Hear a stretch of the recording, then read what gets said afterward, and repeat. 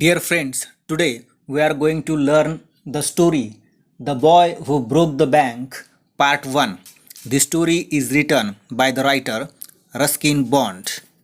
Ruskin Bond is an Indian author of British descent. He lives with his adopted family in Landor in Mussoorie, India. Ruskin bond हे British वंशाचे भारतीय लेखक आहेत आणि ते आपल्या दत्तक कुटुंबासह भारतामध्ये मसूरी या ठिकाणी राहतात. The Indian Council for Child Education has recognised his role in the growth of children's literature in India. He got the Sahitya Akademi award in 1992 for Our Trees Still Grow in Dehra. He was awarded Padma Shri and Padma Bhushan respectively in 1999, 2014. भारतातील बालसाहित्याच्या विकासामध्ये त्यांचे खूप मोठे योगदान आहे. Our Trees Still Grow in Dehra या पुस्तकासाठी त्यांना 1992 मध्ये साहित्य अकादमीचे पारितोषिक देण्यात आले आणि भारत सरकारने रस्किन बॉन्ड यांना अनुक्रमे 1999 मध्ये पद्मश्री आणि 2014 मध्ये पद्मभूषण या पुरस्काराने सन्मानित केले आहे. The story is about a sweeper boy whose name was Nathu. ही कथा एका झाडूवाल्या मुलाची आहे ज्याचं नाव नथू असं आहे. He was unhappy with the people Nagar bank because they never paid him his regular pay on time. तो पीपलनगर बँकेमध्ये काम करतो आणि त्या कामावर तो खुश नाही कारण त्याचा नियमित पगार वेळेवर दिला जात नाही. He told his complaint to Sitaram.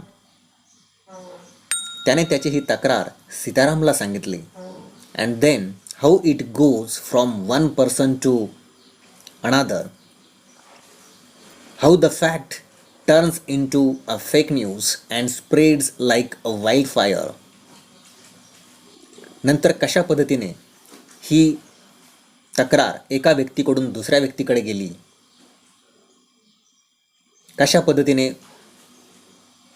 एका वस्तुस्थितीचं खोट्या बातमीमध्ये रूपांतर झालं आणि ही अफवा वनवा पेटावा त्याप्रमाणे पसरली.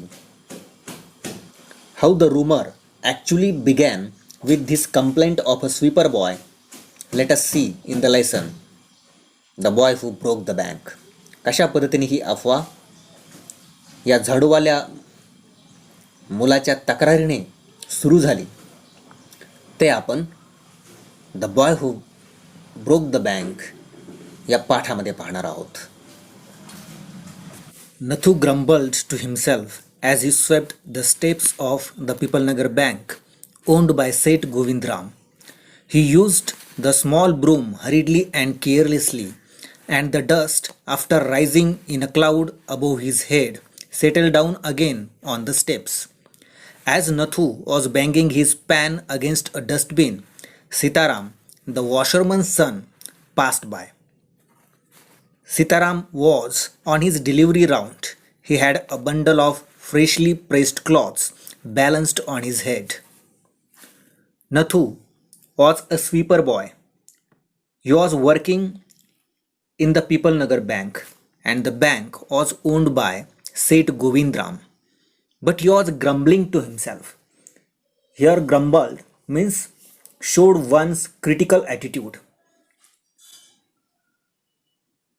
He was using his small broom hurriedly and carelessly while sweeping the steps of the bank, and the dust was rising in the form of a cloud above his head, which again settled down on the steps.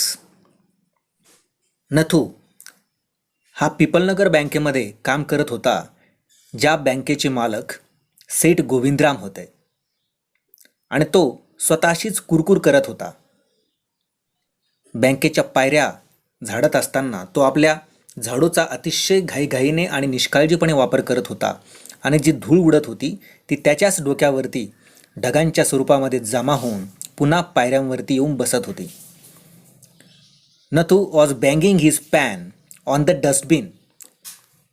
He was hitting it on the dustbin, and at the same time, Sitaram, who was washerman's son, was passing by. ज्यावेळेस नथू आपल्या हातातील सुपली डस्टबिनवरती आदळत होता त्यावेळेस धोब्याचा मुलगा सीताराम हा तिथून जात होता. He was delivering the freshly pressed clothes to his customer. He had a bundle of clothes on his head which he was trying to balance on it. Sitaram हा इस्त्री केलेले कपडे आपल्या गिऱ्हाईकाला घेऊन जात होता. त्याच्या डोक्यावरती मोठं कपड्यांचं ओझं होतं आणि ते ओझे संतुलित करण्याचा प्रयत्न तो करत होता. Don't raise such dust, he called out to Nathu. Are you annoyed because they are still refusing to pay you an extra ₹2 a month? Nathu asked him not to raise such dust in the air. नथूने अशा पद्धतीने धूळ उडवू नको म्हणून त्याला सांगितलं. He also asked Nathu if he was annoyed because they were still refusing to pay him an extra ₹2 a month. आणि तो त्याला विचारत होता की तो बँक त्याला महिन्याला ₹2 वाढवून द्यायला तयार नसल्यामुळे तो वैतागला आहे का. I don't wish to talk about it, complaint the sweeper boy. I haven't even received my regular pay and this is the 20th of the month. Who would think a bank would hold up a poor man's salary? As soon as I get my money, I am off. Not another week I work in this place. And Nathu banged the pan against the dustbin several times just to emphasize his point and giving himself confidence. Nathu complained that he did not wish to talk about it. He had not even received his regular pay from the last 20 months. Nobody would think that a bank could hold a poor man's salary like him. As soon as he would get his money, he would leave his work. And by saying this, Nathu hit the pan many times on the dustbin. He wanted to emphasize here, means draw his attention to his point.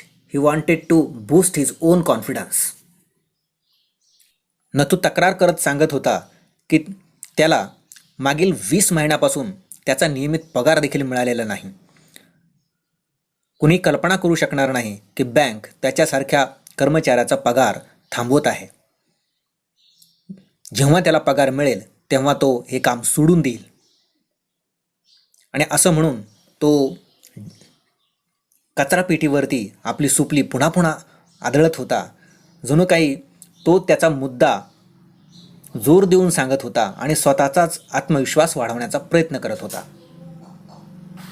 Well, I wish you luck, said Sitaram. I will keep a lookout for any jobs that might suit you. And he plodded barefoot along the road, the big bundle of clothes hiding most of his head and shoulder.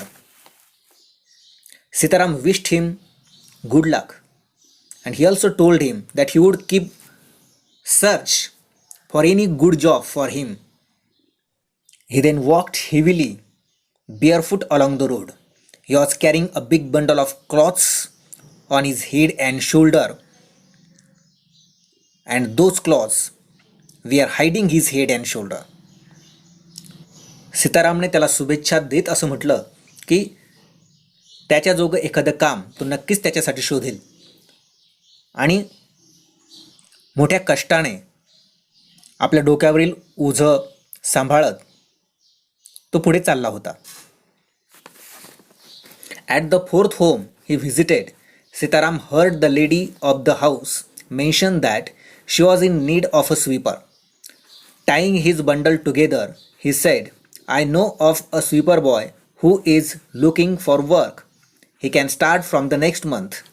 He is with the bank just now, but they aren't giving him his pay and he wants to leave.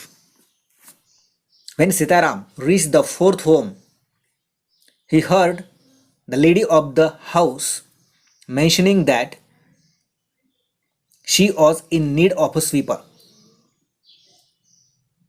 Sitaram चौथ्या घरापर्यंत पोहोचल्यानंतर त्या घराची मालकीन तिला एका झाडूवाल्याची गरज आहे असं म्हणत होती. While tying his bundle together, Sitaram told the lady of the house that he knew of a sweeper boy who was looking for work and the sweeper boy could start from the next month. He was working with the bank right now, but they were not giving him his pay, so he wanted to leave that work.